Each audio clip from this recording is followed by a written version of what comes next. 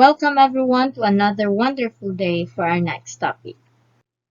Today we will be discussing about intercepts and zeros of rational functions. Okay, before we begin our lesson, let us first know what are our objectives.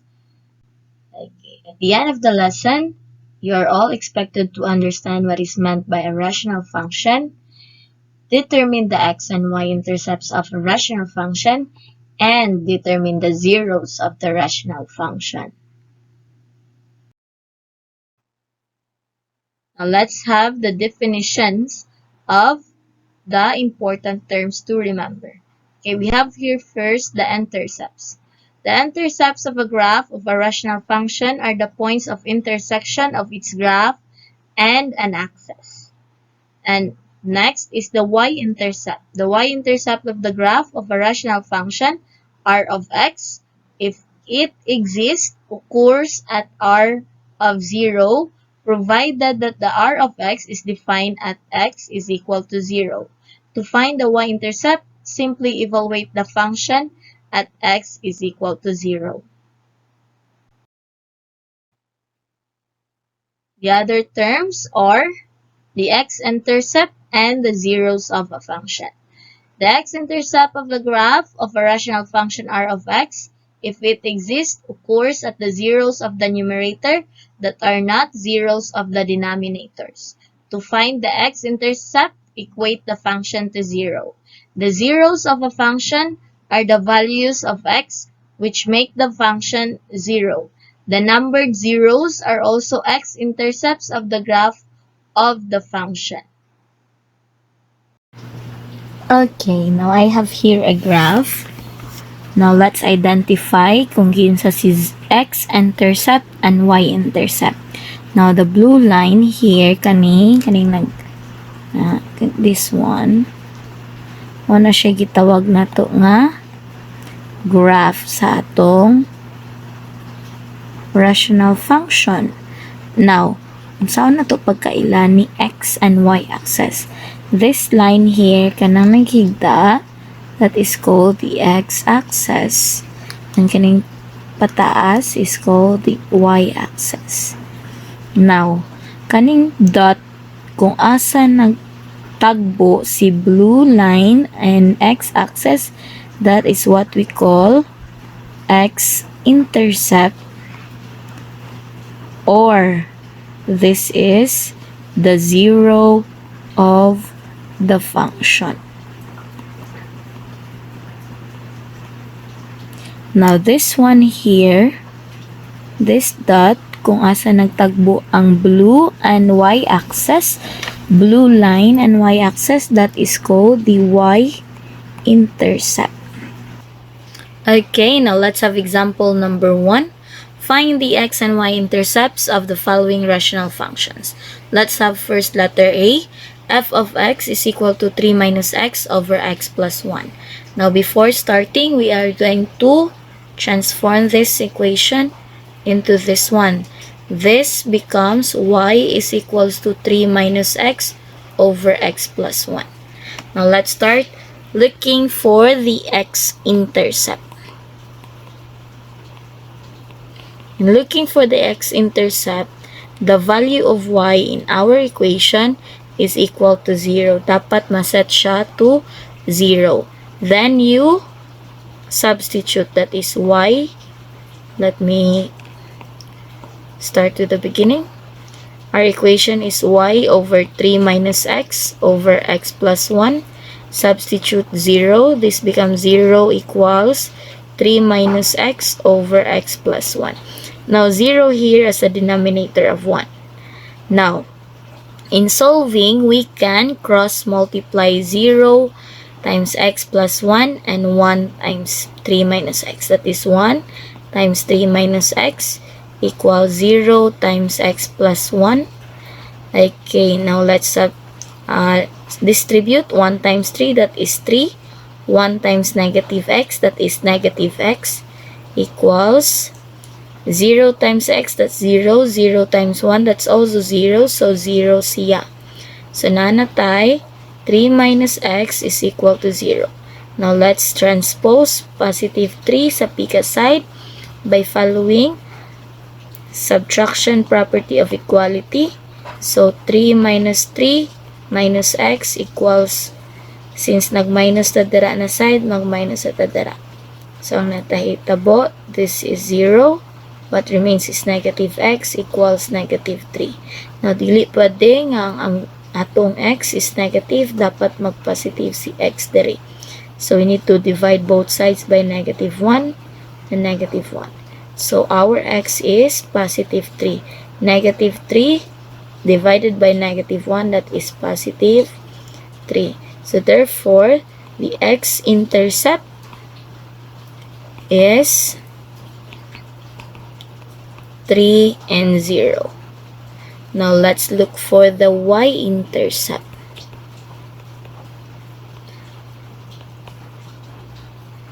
Now, sa y-intercept, kung mangita ta sa y-intercept, bali sa x-intercept, si x na pod ang atong i0. So, from our equation y equals 3 minus x over x plus 1, we need to substitute the value of x, which is 0. So, y is equal to 3 minus 0 over 0 plus 1. So, that becomes y is equal to 3 over 1. Or that is simply 3. So, therefore, the y-intercept is 0 and 3. Okay, now let's have example number 1. We have here, find the x and y intercepts of the following functions. Okay, now this is letter B. F of x is equal to x squared minus 3x plus 2 over x squared minus y. Now, in looking for x intercept, we need to equate y to 0. But before that, we need to know that that function can be written as y is equal to x squared minus 3x plus 2 over x squared minus 4. Now, let's proceed in looking for the x intercept. Now, the x intercept, in finding x intercept, we need to equate y to 0. So, from our equation, y is equal to x squared minus 3x plus 2 over x squared minus 4. Y here, ilisa na to og 0.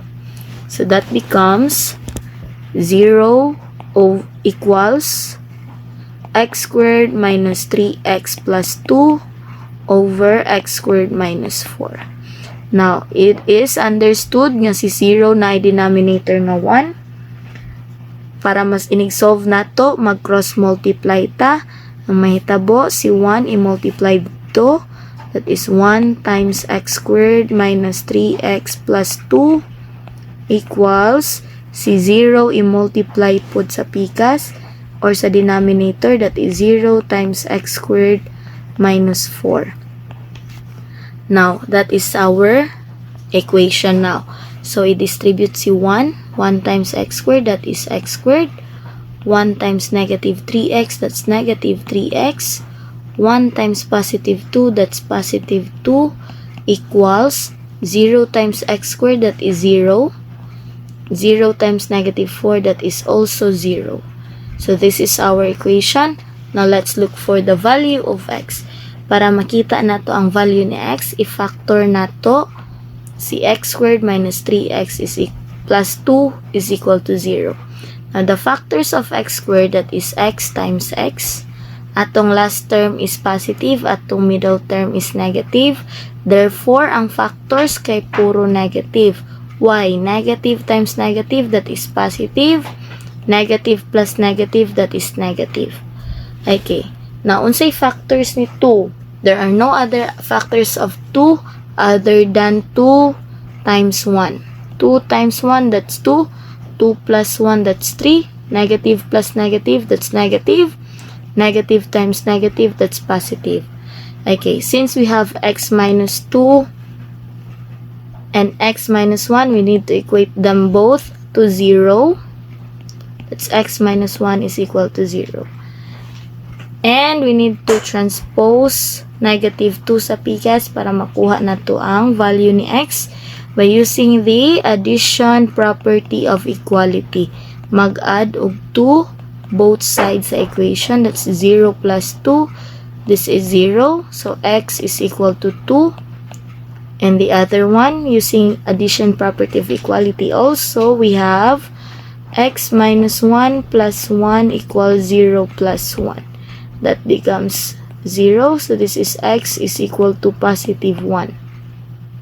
Now, looking back at our original equation, kani, kung ilisan nato si denominator, si x squared, minus 4, ug 2 sa atong first value ni x, that becomes 2 squared minus 4 and 2 squared minus 4, that is 4 minus 4, and mahimo si denominator nga 0. 4 minus 4 equals 0. So si 2 diri, this is undefined.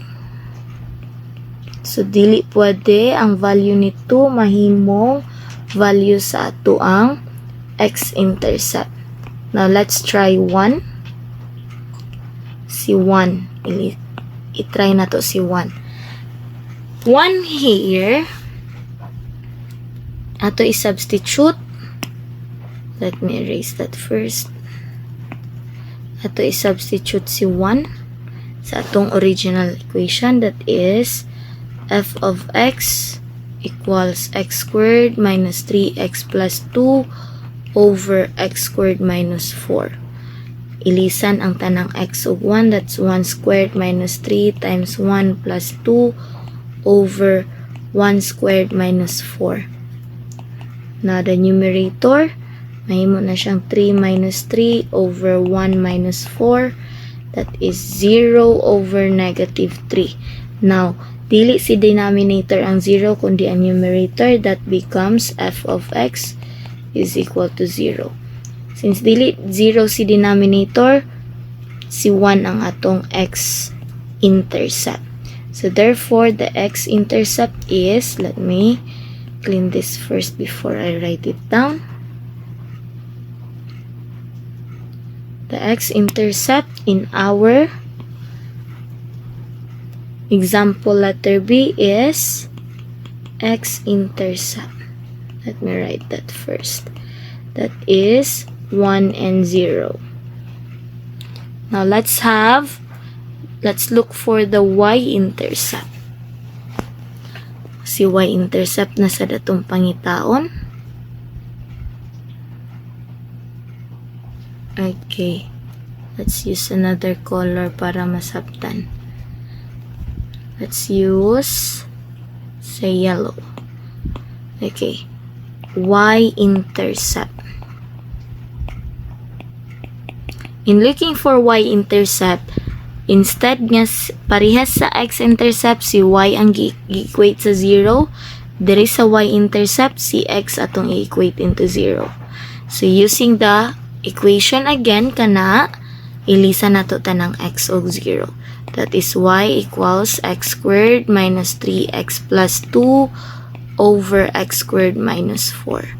So this becomes, si x ilisan og 0, 0 squared minus 3 times 0 plus 2 over 0 squared minus 4. Now, let's do the math.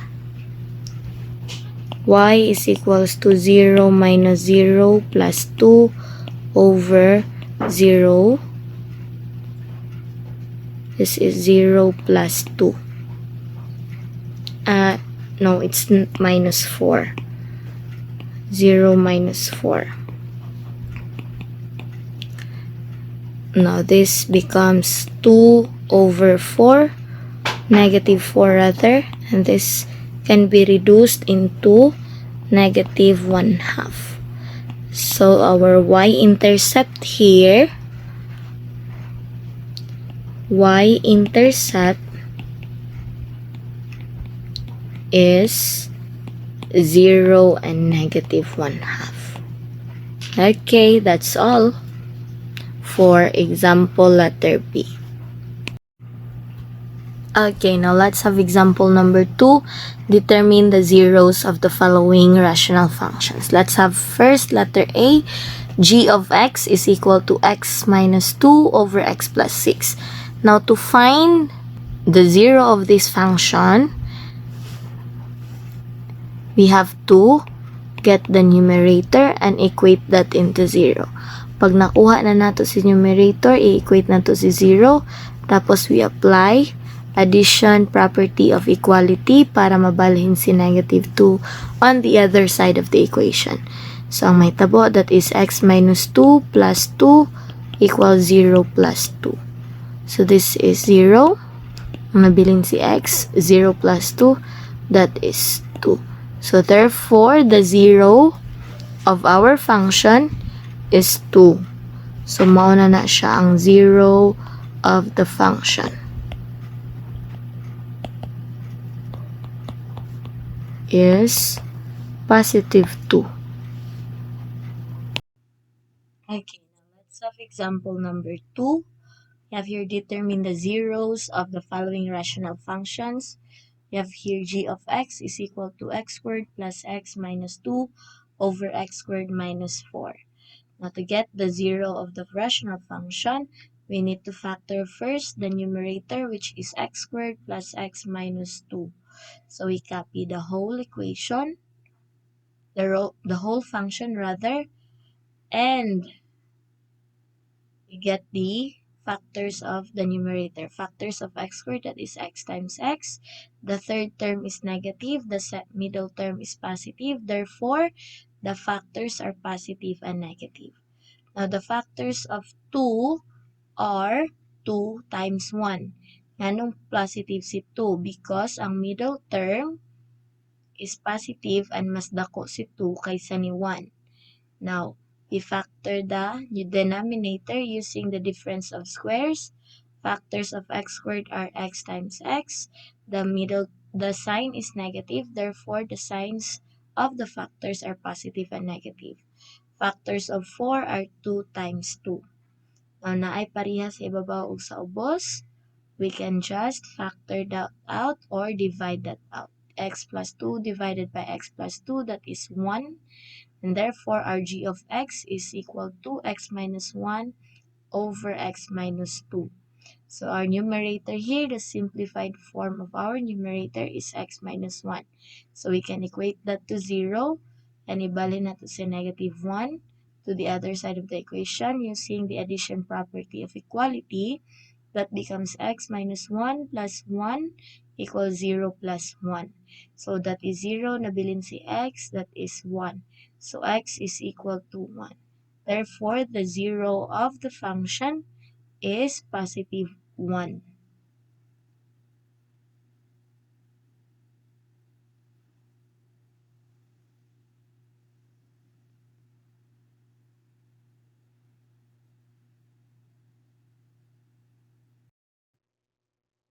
Thank you so much for watching, everyone.